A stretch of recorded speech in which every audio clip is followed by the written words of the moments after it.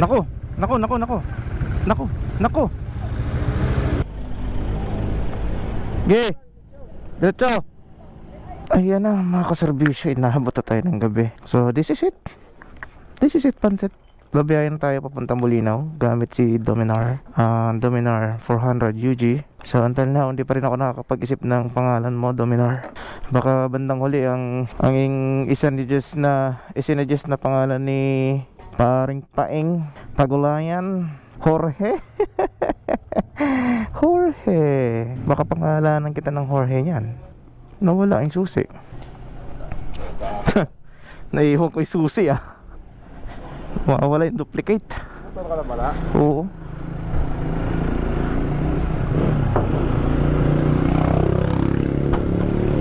May duplicate. Ay, asa si ate mo?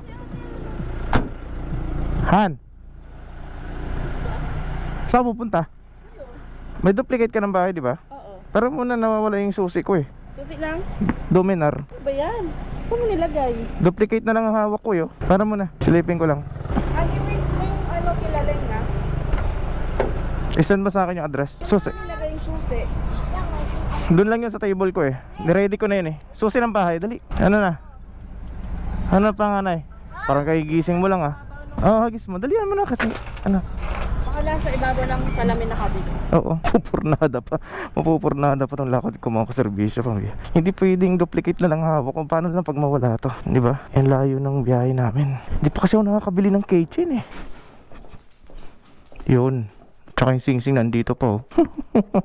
Wedding ring. Oh, yan. Hawak ko na. Parehas duplicate. So, bye-bye pa, Flappy. Bye-bye. Alright. Ba't sila? Search mo sa akin yung address, Nileng. Kasi wala akong load. Chat ko na lang siya. Sige. Tapos saan ano? Saan tayo papasok? Kila titay sa likod ng ano, ng school? Oo. Saan? Oo. Sige. Alam naman ni Anggi yun ah. Para din ako susunod sa inyo doon. Abangan ko na lang kayo sa ano, kung saan man. Yung kilalang na lang. Mauna ka na. Oo. Mauna ako kay Laling. Iga-guide ko nga kayo eh. Doon ko kayo iga-guide. Siguro, magkita tayo. Ha? May radyo kayo dito. Wala, hindi nag-charge. Tawag-tawag na lang. Kita ko na. Mag-aarki na sila ng ano. Oo.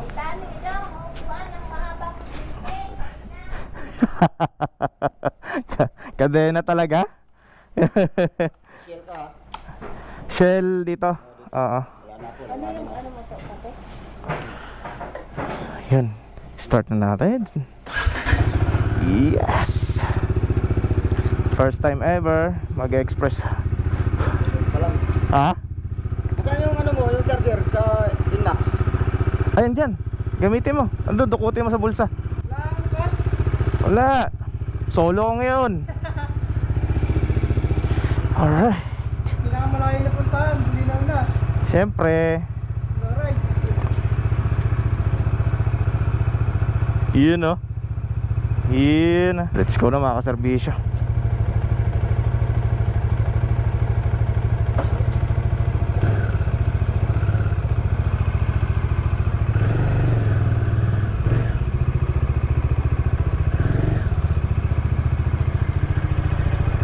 Ingat ka doon nga ng basipo. Piyong ko na imong mata nga Alis na kami. Kaya, alis na kami.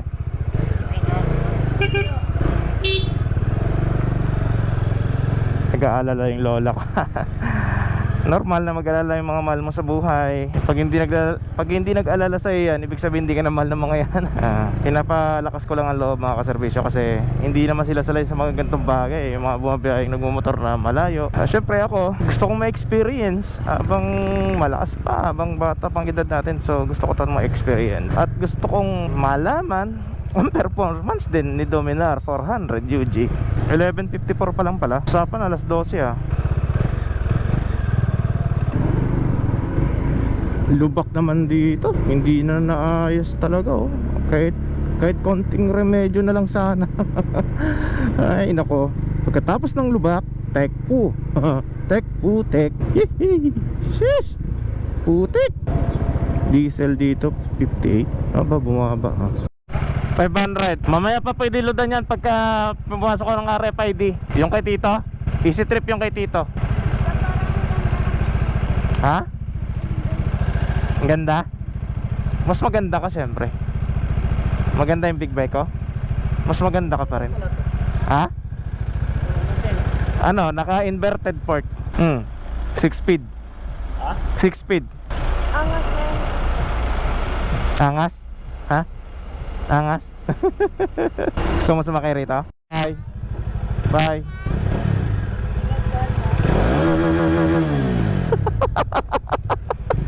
Yan, at nakapag full tank na rin si Sergeant. Eh ako, full tank pa naman to ng isang araw pa. Nung anong araw ba yon? Martes. Yes, Martes. Imagine mo, Martes mga kaserbisyo, isang bar pa lang nababawa sa akin, no? Ilang araw ko na siyang ginagamit. Sa bagay, pinakamalayo. Kaninang umaga, yung biyahe ko papuntang NLEX nung nagpa-install ako ng RFID. So dito natin malalaman yung ano. Kasi sa average niya, ayan o, 21.6. Doon naglalaro yung average fuel consumption niya. Woo! Talsik sigurado yan. No choice. No choice tayo. Hindi scooter dala natin. Yung putek. Kaya ayaw dumaan ni Madam Sponsor dito eh. Pag gantong oras, kasabayan yung mga trucks. Ay, boy naman, di pa tayo nakakalayo. Dinumihan na tayo. Shush! Shush! Nyek. Dapat di ka nag-hazard para alam ko kung saan ka liliko. Obstacles. Ano ba, may problema ba yan? Tigil mo kung may problema yung sasakyan mo, sir. Makadisgrasya ka. Hazard, umaandar. Dahil pa rin talaga hindi nakakaintindi kung saan lang dapat ginagamit ang hazard. Natutuwa ako sa mga lubak-lubak yun, oh. Ang sarap eh, oh. Bang. Ito pa, daming lubak. Daming lubak. Grabe, lalalim na ng mga ano dito, oh. Iyak yung mga bossing ng sasakyan dito. Lalo na kung lowered ka. Ito, sa mga truck baliwala lang yun. Pero kapag naka fourth gear ka mga kaserbisyo, pag hindi masyadong sagad yung throttle mo, ano lang eh, nagre-range siya ng 35 to 60 kilometers per liter yung fuel consumption niya. Pero nag-average lang ng 27, ganyan, 30. Yun, pa-NLEX na kami mga kaserbisyo. Nadaanan na namin, na-pick up na namin sila Tita Aida at si Leng. Nandiyan na sakay na ni Sergeant ang mga yan. Dito na kami, patawid na kami ng ano, NLEX. Ito yung first toll gate ngayong gabi. Bakit may nakaharang na taxi dyan? Why? Bumara yung mga truck. Dito tayo, magkakilala pa ata sila Tito Totot, yung driver ng bus palengke. Siyempre may RFID tayo eh, di sa RFID lane tayo, di ba? Dito tayo, ang lalaki ng mga ano, ang lalaki ng mga robot. Kasabayan namin ang mga robot ngayong gabi. Ay, umaga na pala. Ang oras natin 1:12 ng umaga mga kaserbisyo, na kung saan binabagtas natin tong kahabaan ng NLEX tollgate. Ang daming truck. RFID lane tayo mga kaserbisyo, pero barado. Ayun, open. Ayos, ang luwag. Yan ang sinasabi ko. Pag may RFID, wala kang pagsisisi. First activating, ngayon palang ma-activate yung ating RFID mga kaserbisyo. Boy naman, no? Then after activating, pwede nang loadan ulit. Kasi minimum 500 dito eh sa RFID. Yan. Sana ba sayang yun, no? Sarap, salamat po. Uy, ang daming buhangin. Shit, delicates yan. Uy, syrup 6 speed na ako. Naka 6 gear na ako mga kaserbisyo. Yan ang delikado, oh, yung sinasagasaan ng malalaking truck tapos may mga buhangin, no? Tapos magliliparan sa mukha mo. Yeah.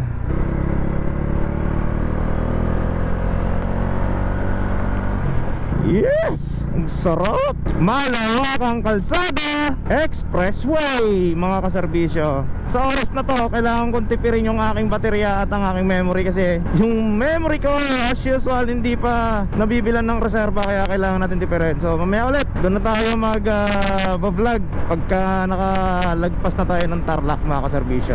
Eh alam nyo naman, ang expressway hindi naman na bago sa akin to eh, diba? Parang yun lang, dito sa expressway, parang wala naman pinagkaiba pag sa 4 wheels. Ang diferensya lang, may mga hangin, oh, di ba? Tapos dalawa gulong yung minamanayo natin. sa speed.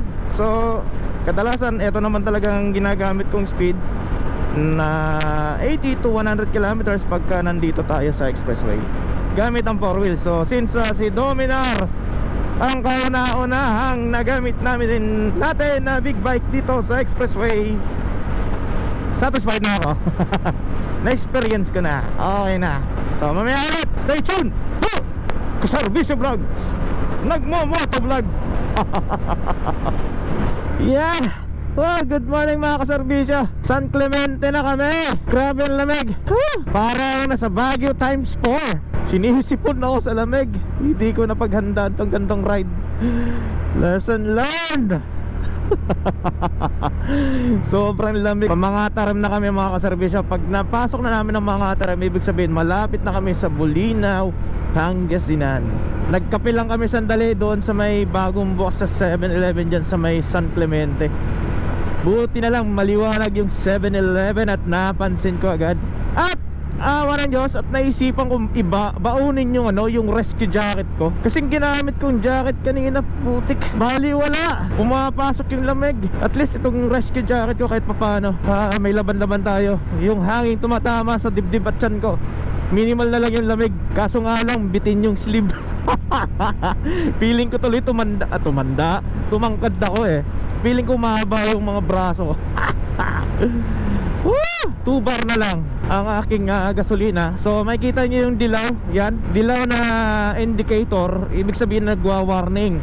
So yung warning niya na yan, sinasabi dito sa panel, low fuel level. Ayun, sinasabi din ng sinasabi ni Dominar na kapag sinasabi niya pagka paubos na yung gasolina mo, ayan, low fuel level. Pag lumabas na yung yung indicator na yan, yung indicator na yan, maraming dala yan. It's either may problema sa electronic mo, pero usually, syempre bago to, yan ang mapapansin mo, langis, gasolina, nagwa-warning na siya na pwede ka nang magpalit ng langis, magkarga ng gas.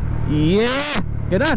Yun ang nagustuhan ko kay Dominar, Hindi siya halatang yung talagang big bike yung tunog. Kasi syempre single cylinder yan para sa 400cc, which is nakakabitin yung tunog. Pero sa performance, kayang-kaya na makipagsabayan.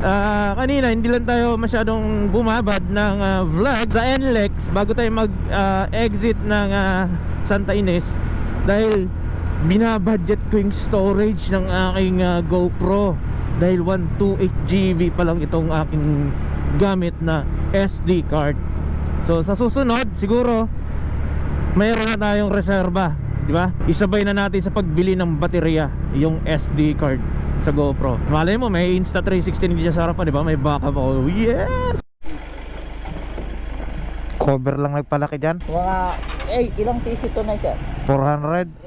Oh. Pang expressway sir Oo nga. Yung full tank niya ay 13.5 liters. Tapos sa 1 litro sir, ilang kilometro yung tatakbo?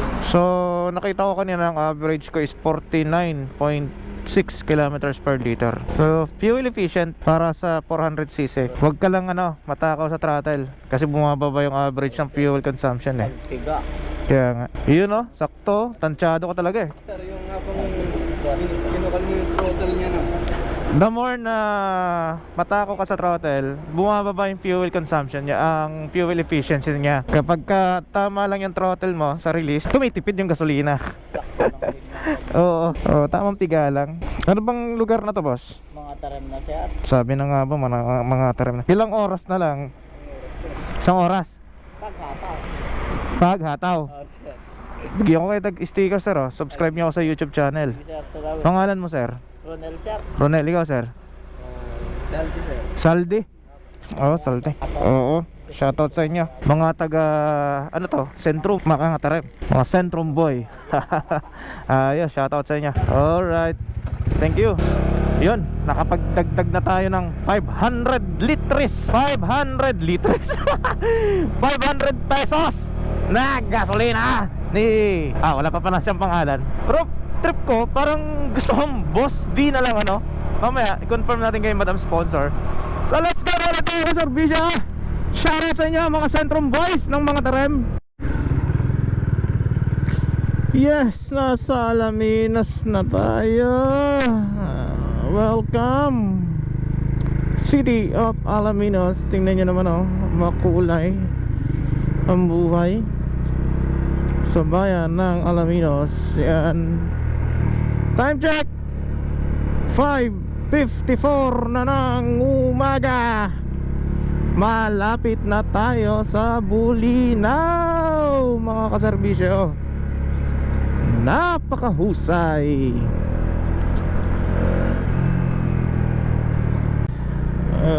Good morning. Oras natin 6:36 na ng umaga, mga kaserbisyo. Nagbubukang liwayway na. Just colored. Sobrang lamig. Ang sakit na ng mga buto. Itong disadvantage ng wala kang riding suit. Ayan na, Pabulinaw Road na tayo. Palabas na tayo ng Bani. Eto na, papasok na tayo ng Bulinaw. Ayan na. Sheesh! Sumisilip na ang araw. Yeah. Yeah, boy. Tibay mo, Dominar. Tibay mo, Dominar 400 UG.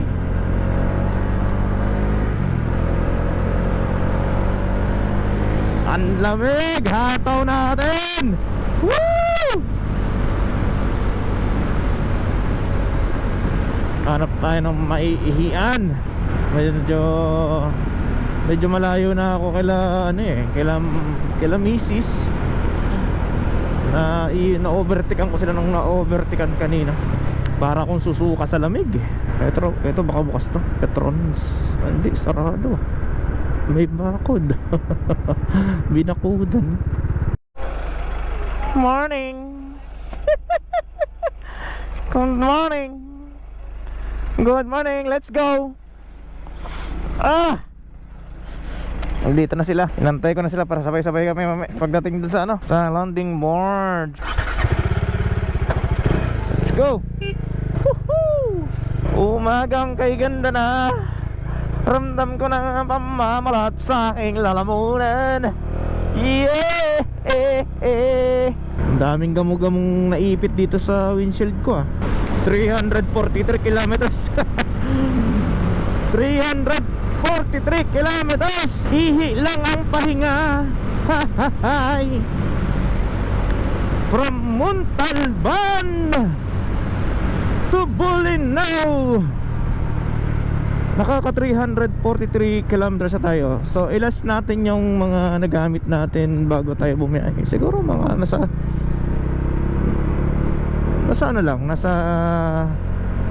mga 280 ganyan. Mga nasa 280 lang yan.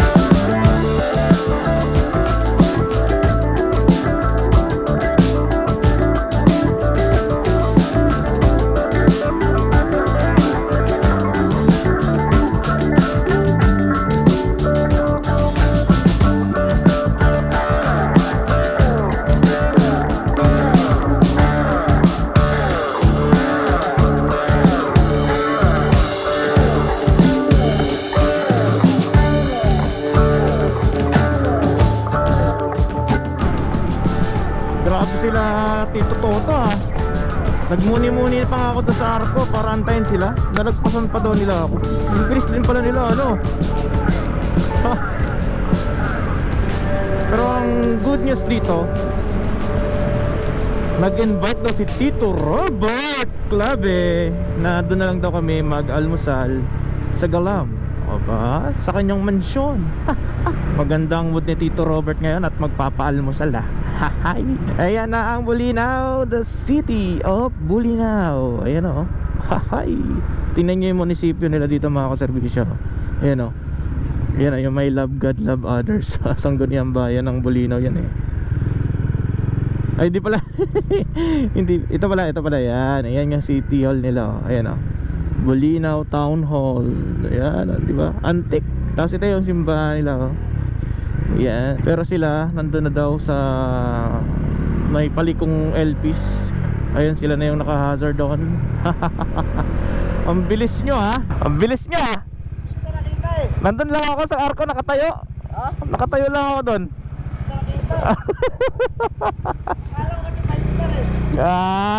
Guide ko na rin siya papuntang Galam. Puro dumi na yung ano ko.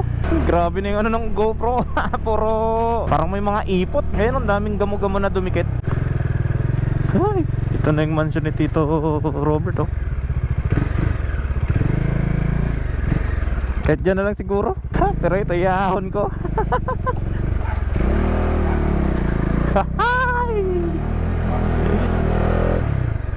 Good morning Tito.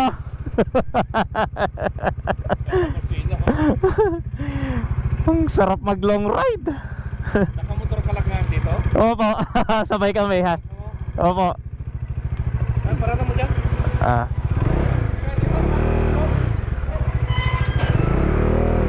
Thank you. Hi, thank you Lord. Bakit tatawid mo pa yung sa isla? Pa? Tatawid mo pa yung sa isla? Hindi na po siguro. Or pwede rin. Sagad-saga rin ng adventure. Binrake-in ko para maganda yung performance ng makina. Benta mo na yan? Pa? Yung isa nabenta na yan? Andun lang. Pang malapitan.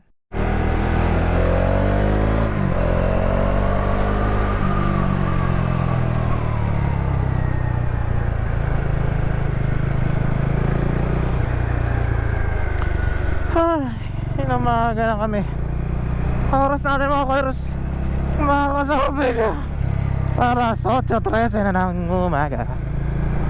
Ngayon diretso na pagkatapos namin mag-almusal doon sa mansion nila Tito Robert, diretso na kami dito sa landing barge mga kaservisyo para makatawid na agad ng isla at nang makapagpahinga naman kami. At si Mama Angie excited na yon na makita kami. Mas excited pa yon kaysa sa amin.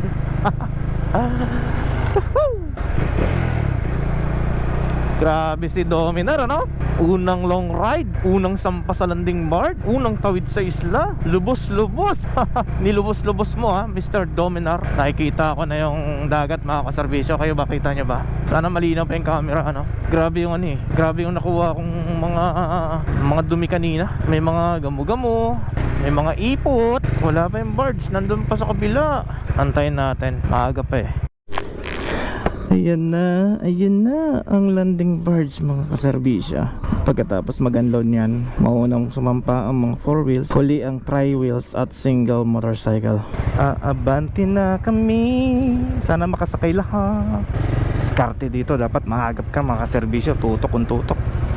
Dahil kung hindi ka makakasampa agad. Nakasampa na si Sergeant. Ito sila Tito Robert oh. Nako.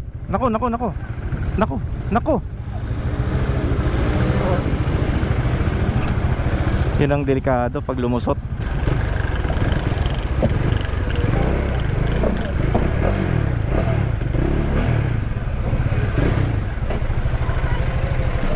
Hindi nakasampa.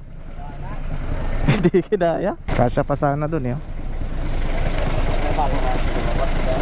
Oh yan, para magkasya pa. Yun.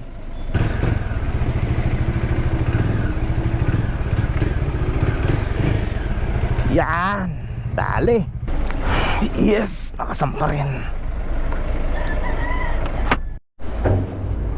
Ayan, at nakatawid na kami mga kaserbisyo. Sana walang lumusot pagka baba, no? Safe pa rin.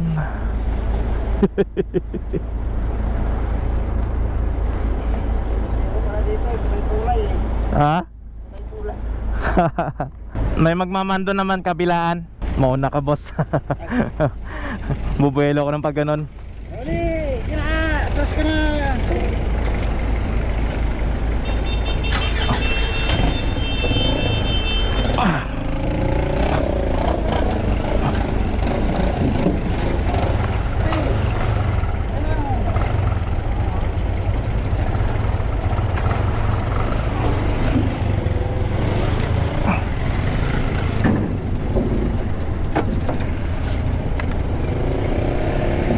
Ay.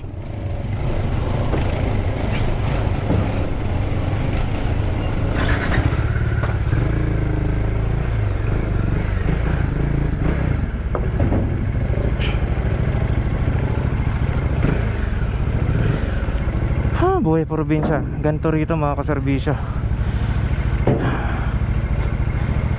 Palupitan ng pagtawid eh. Nako, may kalso.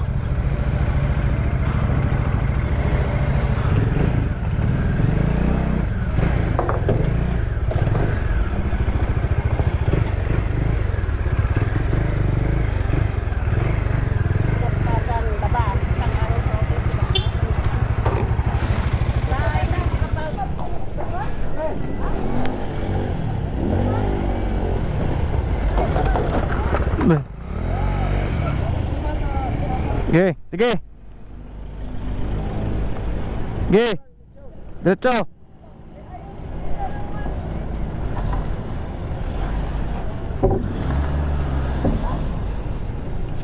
Belo.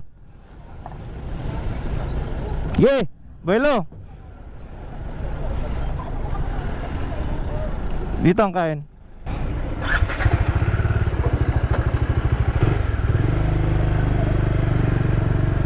Yes, nakatawid na kami. Woo! Welcome back again, Kaserbisyo Vlog sa Bulinaw, Pangasinan, dito sa Santiago Island. Huy! Thank you Lord. Thank you Lord. Tingnan nyo naman ang kapaligiran mga kaserbisyo sa isla kung saan pinanganak ang aking asawa. Probinsyang probinsya. Maraming green, maraming puno. Ang sarap sa mata mga kaserbisyo. Tingnan nyo naman oh. Nakakawala ng pagod pagka dumarating kami dito sa lugar na to.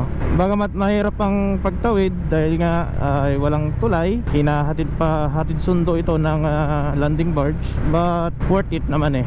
It's okay kasi worth it naman.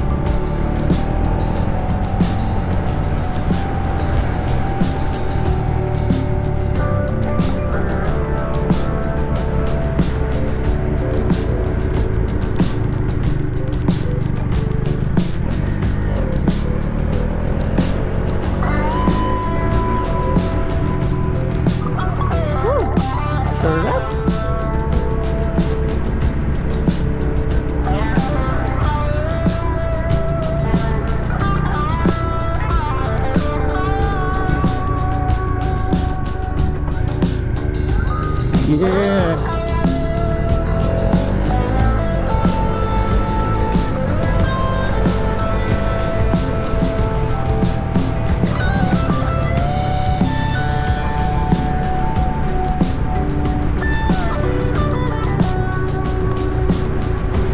Yun oh, may pala yun oh. Kaway-kaway sa mga pay, saway-kaway sa mga baka, kaway-kaway sa payan, epekto lang ng puyat yan.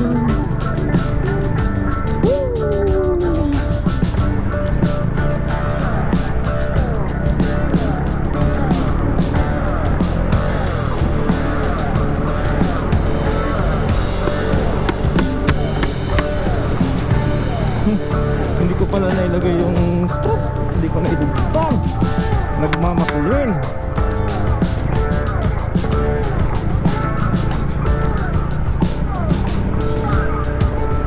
Yeah. Yeah.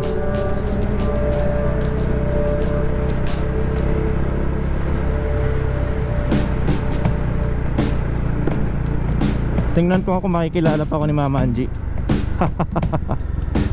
Check natin.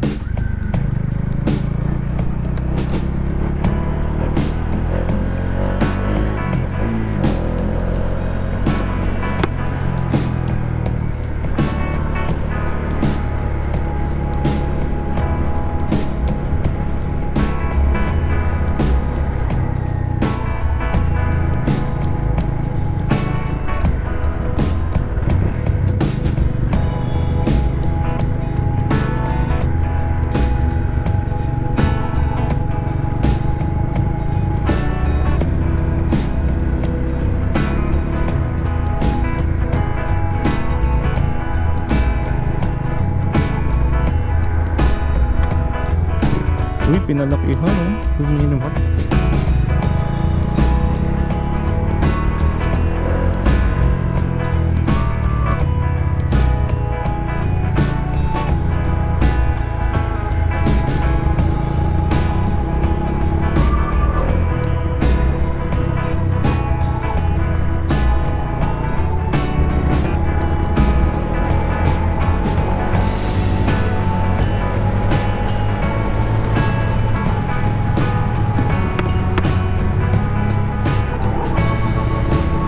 Pigilan pumigay, no? Nanggigigil eh. Nanggigigil sa tropa yun.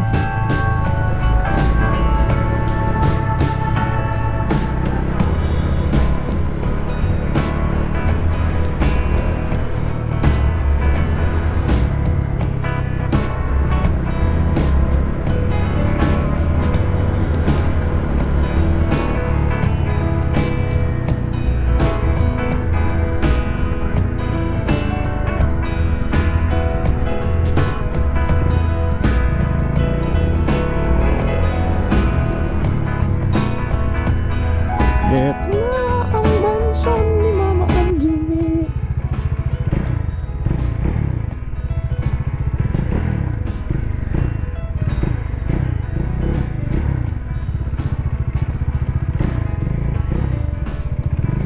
Hello Ma.